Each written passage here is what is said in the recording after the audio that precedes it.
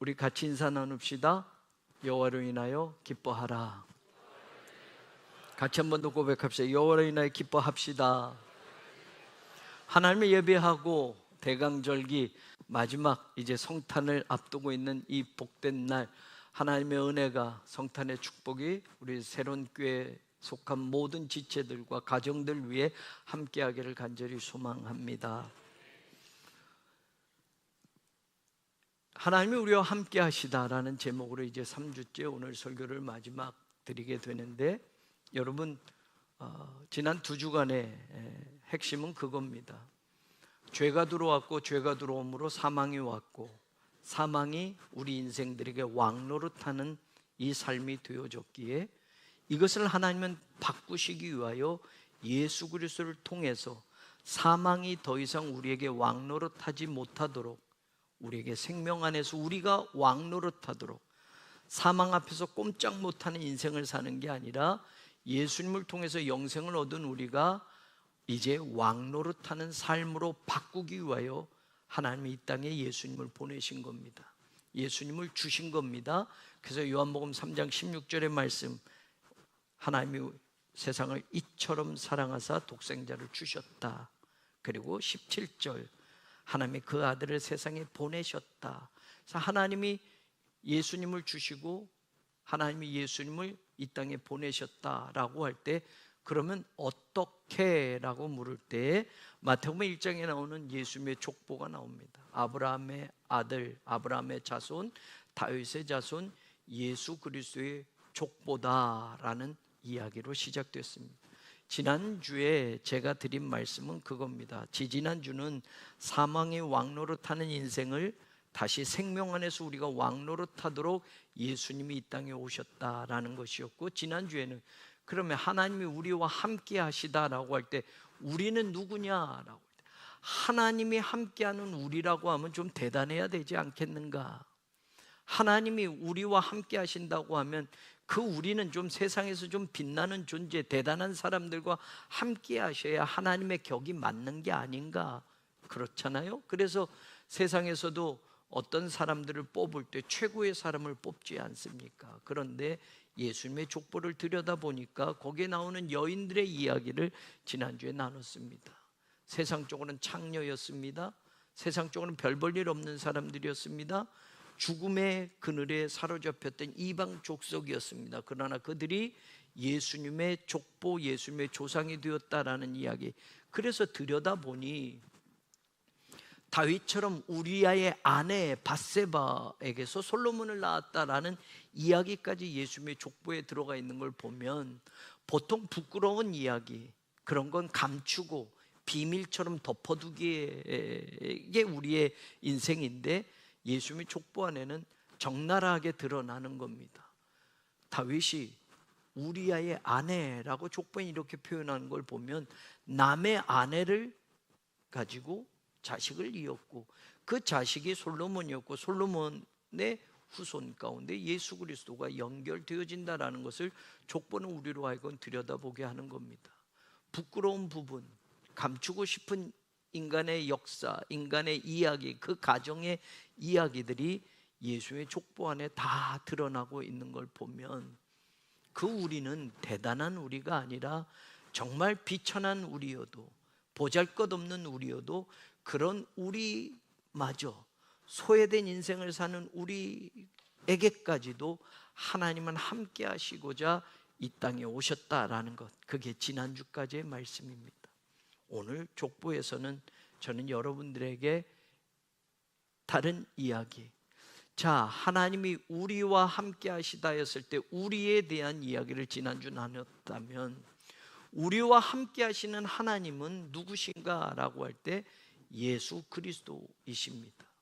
예수 그리스도가 오신 목적은 죽음이 우리에게 왕노릇하는 것을, 예수 그리스도를 통해서 생명 안에서 예수님을 믿는 자들이 왕노릇하기 위하여, 우리를 위하여 이 땅에 오신 예수님이라면 그분이 누구냐를 오늘 족보는 이야기해 주고 있고, 그 다음에 마지막 오늘 족보에서 이야기할 것은 이겁니다.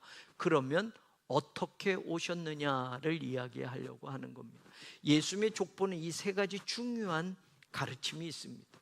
우리가 누구인지를 들여다보게 하고, 그리고 우리와 함께 하시는 하나님은 누구신가를 알게 하고, 그 하나님은 이 땅에 오시기 위하여 어떻게 오셨느냐를 예수님의 족보는 보여주고 있습니다. 먼저 예수님의 족보에는 두드러진 이름이 나오는데 다윗이라는 이름이 5번 나옵니다. 족보 안에 제일 많이 나오는 이름입니다. 그런데 바로 예수님은 그 다윗의 자손, 다윗의 후손이다라는 것을 이 족보는 강조를 하고 있습니다. 왜냐라는 거예요. 여러분, 우리가 읽은 성경 말씀에 보면요, 6절에 보면 이새는 다윗 왕을 낳으니라 라고 되어 있습니다. 다윗 왕이라고. 여러분, 다윗을 그냥 다윗을 낳으니라가 아니라 다윗 왕을 낳았다라고 해서 왕이라는 이 명명이 등장합니다. 그런데 그 이후로 낳는 다윗의 후손들은 전부 다 왕입니다. 다윗이 솔로몬을 낳았다 할 때도 솔로몬도 왕입니다. 솔로몬이 르호보암을 낳았다, 르호보암도 왕입니다. 그러면 모두에게 왕 붙이지 않고 유일하게 다윗에게만 다윗 왕을 낳았다라고 하는 이유가 무엇일까? 우리는 여기서 궁금해야 됩니다. 다윗 왕을 낳았다. 다윗이란 이름이 예수의 족보에서 5번 나오는데 다윗 왕이라고 표현한 이유가 지난주 계속 드렸던 말씀과 연관이 되기 때문에 그렇습니다.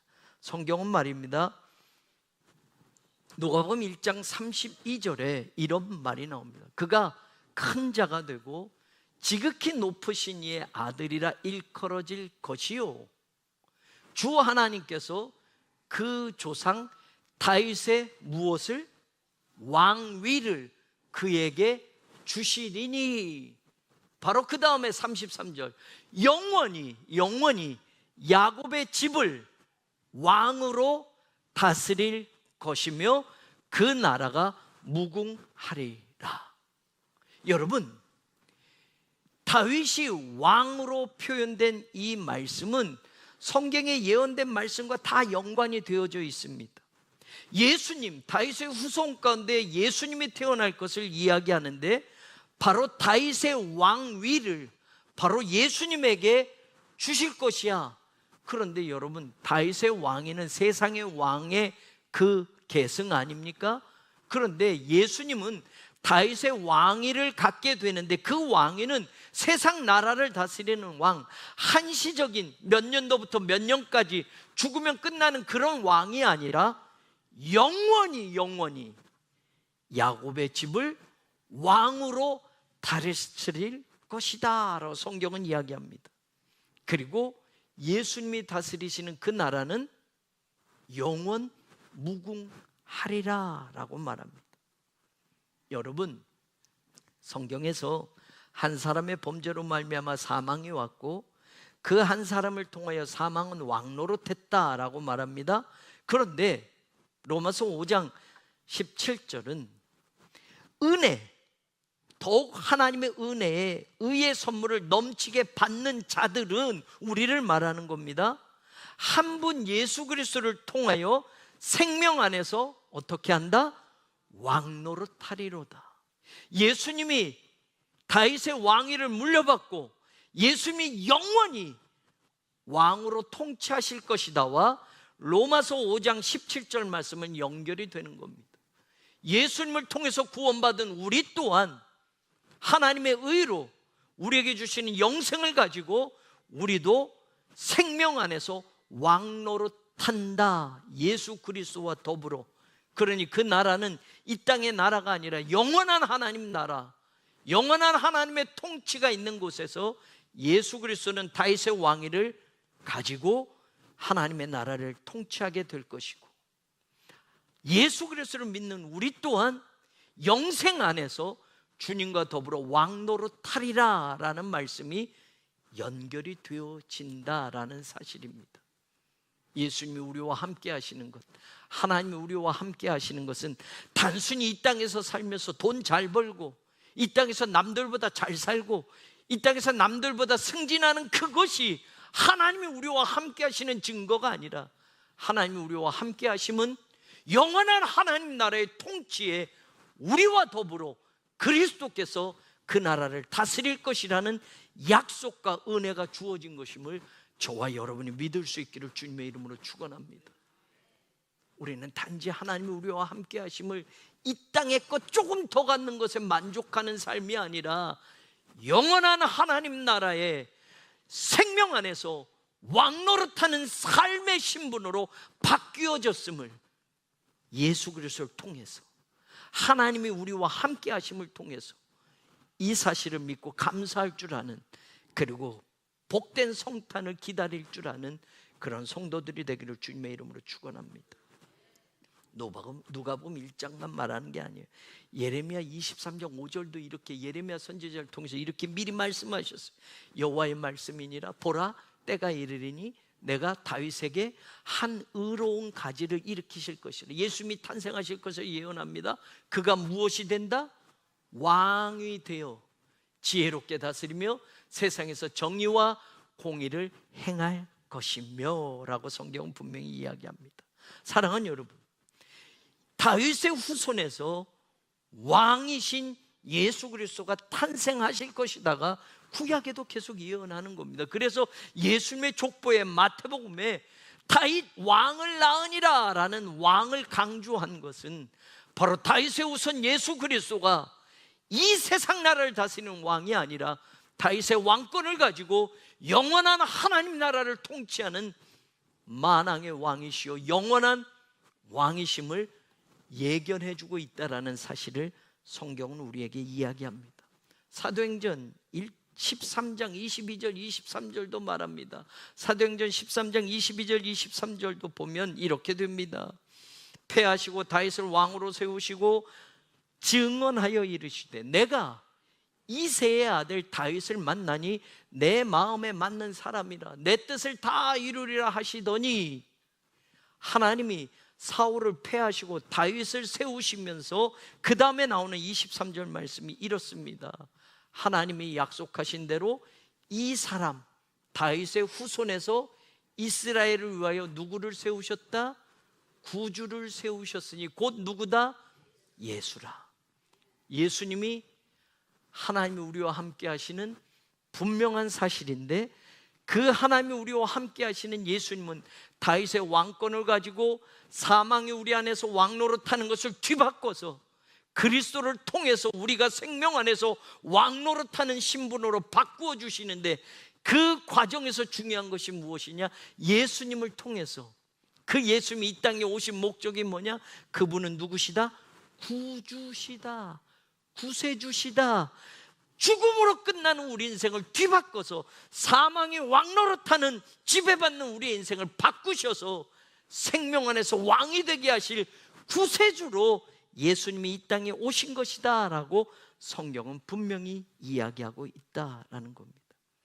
우리와 함께 하시는 그 하나님 임마누엘, 그분은 영원한 하나님 나라를 통치하실 왕이시며, 그분을 믿는 우리 또한 그분과 함께 하나님 나라의 영원한 왕 되심을 허락하시는 은혜, 바로 그 은혜가 성탄의 예수님을 통해서 우리에게 주어졌음을 성경은 이야기하고 있다라는 사실을 잊지 않기를 주님의 이름으로 축원합니다.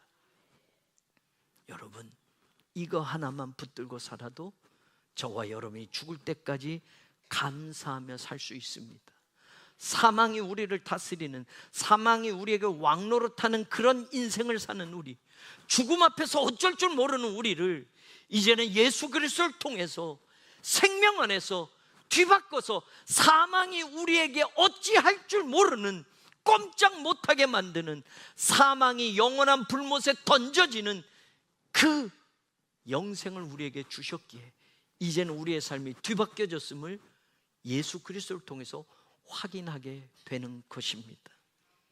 예수님이 이 땅에 영원한 왕으로 우리와 더불어 하나님을 믿는 예수 그리스도를 영접한 자들과 더불어 영원한 왕 되심을, 통치하심을 선언하시고자 이 땅에 오셨다라는 사실을 저와 여러분이 믿을 수 있기를 주님의 이름으로 축원합니다.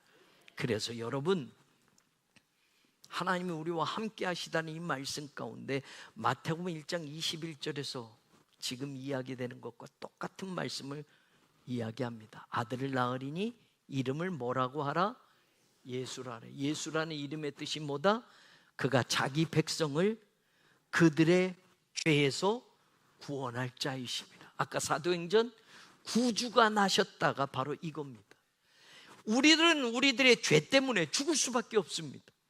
죄 때문에 사망이 들어와서 사망이 우리에게 왕노릇하는 인생을 살 수밖에 없었습니다. 그런데 예수님이 이 땅에 오심으로, 하나님이 우리와 함께 하심으로, 이 땅에 태어나심으로 말미암아 그가, 예수님이 자기 백성을 그들의 죄에서 구원하실 자다라는 것이 선언되신 겁니다.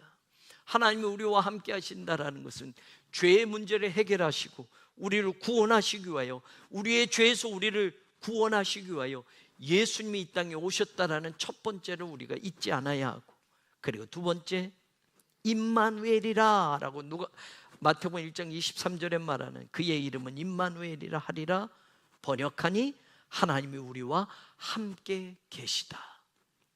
바로 예수 그리스도를 통해서 하나님이 우리와 함께 계심으로 더 이상 죽음이 우리에게 왕이 되지 못하고 예수님과 더불어 우리가 생명 안에서 왕이 되게 하심을 선포하셨다라는 것, 하나님이 우리와 함께 하시기 위하여 이 땅에 오셨다라는 것, 그래서 예수님의 족보를 이야기하고, 그런 우리는 어떤 사람들이었고, 우리와 함께 하신 그분 예수님은 영원한 왕 되심이 선포되어졌고 예언되어졌고, 그가 왕 되심으로 끝나는 게 아니라 그를 믿는 우리 또한 은혜로 말미암아 왕이 되어 생명 안에서 왕노로 타기 위하여 하나님 우리와 함께 하셨다라는 것, 이것이 오늘 성탄의 메시지임을 저와 여러분이 믿을 수 있기를 주님의 이름으로 축원합니다.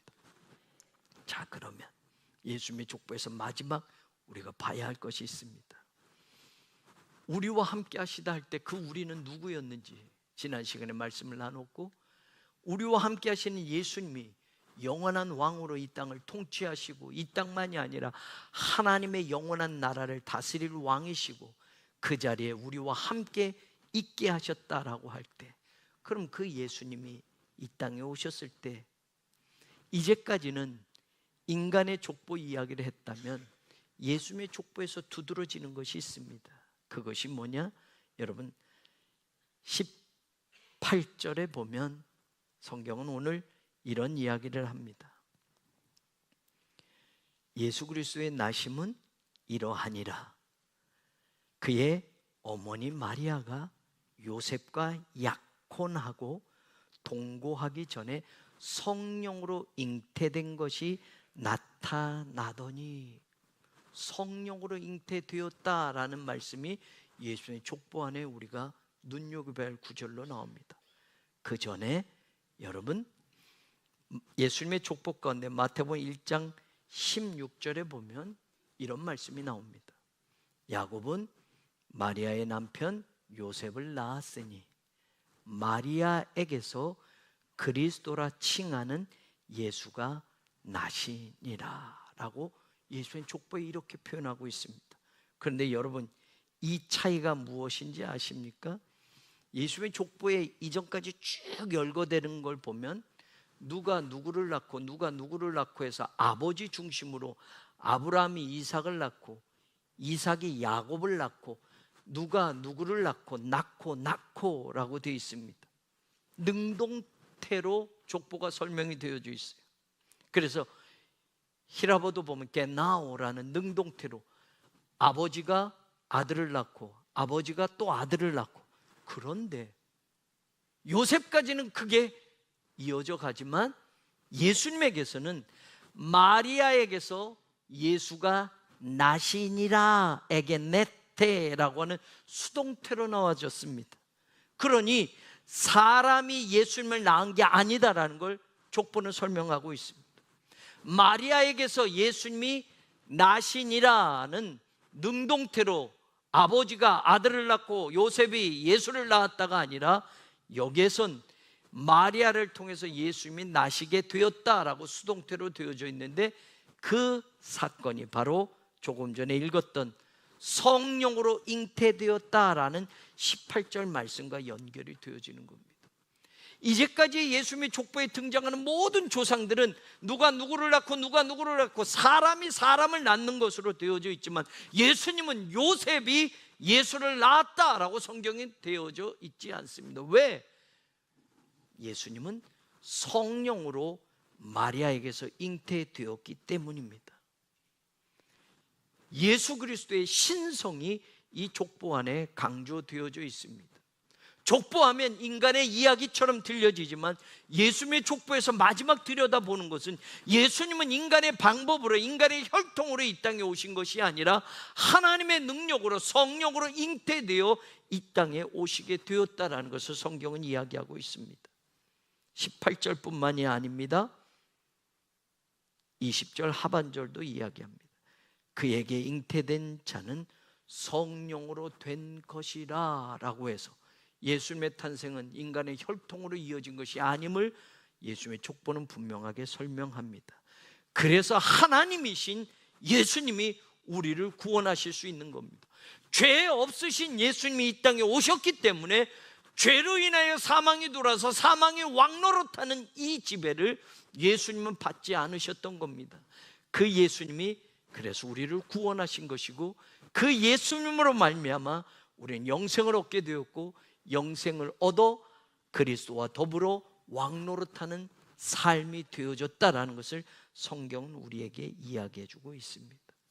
더 확실한 증거는 여러분, 마리아와 요셉이 정혼을 했지만 성경을 보면 여러분,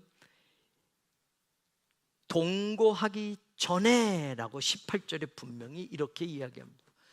요셉과 마리아가 육체적인 관계를 맺기 전에, 같이 살기 전에 이미 성령으로 마리아에게 예수님이 잉태되어졌고, 그 사실을 알자 요셉은 가만히 끊고자 하였다라고 성경은 이야기합니다. 그런데 이 일이 하나님의 역사가 우리 인간의 역사 안에 개입해 들어온 것이기에 하나님의 천사가 꿈속에 요셉에게 나타나서 그리하지 말라고 하였고, 요셉은 마리아와 정혼한 사이를 그대로 유지하게 되었고, 성령으로 잉태된 마리아는 예수님이 이 땅에 태어나게 하시는 그런 어머니의 역할을 하게 되었다. 그것이 마지막 우리에게 이야기해 주는 중요한 말씀입니다. 하나님이 우리와 함께 하시는 방법이 인간의 역사 안으로 들어왔지만, 인간의 혈통으로 이어진 죄의 자손으로 태어난 것이 아니라 성령으로 잉태되었기에, 아담 한 사람의 죄가 모든 사람에게 영향을 미쳐서 그 죄로 말미암아 사망이 돌아와 모든 인생은 죽을 수밖에 없게 되었는데, 성령으로 잉태된 예수님, 죄 없으신 예수님이 이 땅에 태어나시게 되었고, 그 예수님이 죄값을 지고 십자가에서 죽으심으로 우리를 구원하시는 놀라운 하나님의 은혜를 허락하셨고, 그 예수님을 믿는 이들, 그 예수님을 영접하는 이들에게 하나님의 은혜가 주어졌고, 값없이 주어진 그 은혜는 우리로 하여금 영생을 얻게 하셨고, 더 이상 사망이 우리를 지배하지 못하는 생명, 죄와 사망의 법에서 성령의 법이, 생명의 법이 우리를 자유케 하시는 그 은혜를 허락하셨음을 오늘 예수님의 족보는 분명하게 선언하고 있습니다.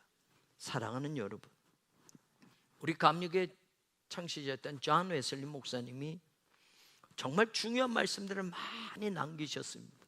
그런데 그가 죽기 전에 몇 번 계속 반복했던 말씀이 있었습니다. The best of all, 모든 것 중에서 최고인 것, 최고 좋은 것은 무엇이냐? Is God is with us. 이 세상에서 가장 좋은 것, 좋은 것 중에 최고 좋은 것이 뭐냐? 하나님이 우리와 함께 하십니다. 죽기 전에 그는 유언처럼 한 번이 아니라 계속 이 말을 반복해서 하였고, 존 웨슬리 목사님의 묘비에 이 말이 기록되어져 있습니다.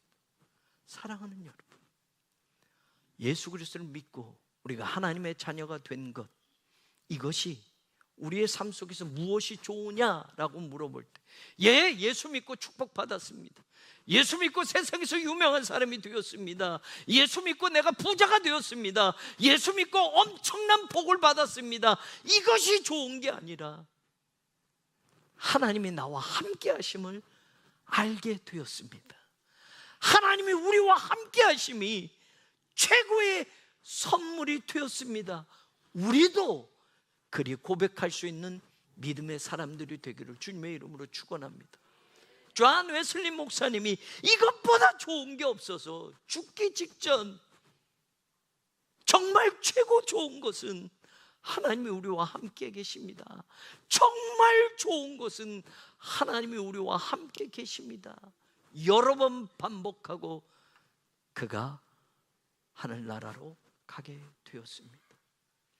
성경에서 하나님이 우리와 함께 하시다, 임마누엘이라는 말씀이 분명하게 기록되어져 있지만 저와 여러분의 신앙생활 속에 이 말씀이 이토록 은혜였던 적이 있습니까? 이 말씀이 정말 내 삶의 전부로 받아들여졌던 적이 있습니까?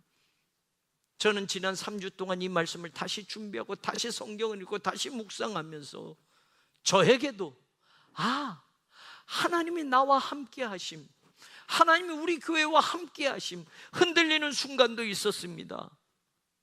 좌절할 만한 그런 조건과 환경 앞에 흔들리는 순간도 있었습니다. 그러나 변하지 않는 중요한 한 가지, 하나님이 우리와 함께 하신다라는 사실, 그 증거로 이 성탄절에 우리에게 분명히 보여주시는 이 말씀이 우리 성도들의 것이 되기를 주님의 이름으로 축원합니다.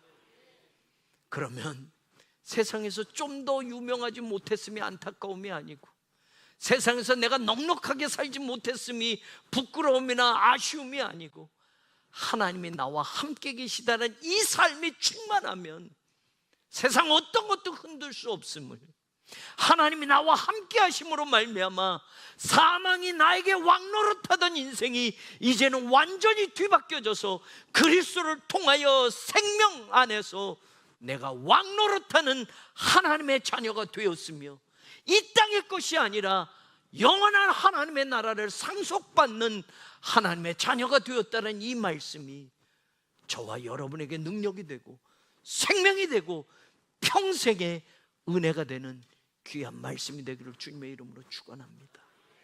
하나님이 우리와 함께 계심이 이 세상 어떤 것보다 가장 좋은 것임을 다시 한번 고백하며 성탄의 예수님을 만나는 복된 오늘이 되기를, 복된 대강절기 마지막 시간들이 되기를 주님의 이름으로 간절히 축원합니다.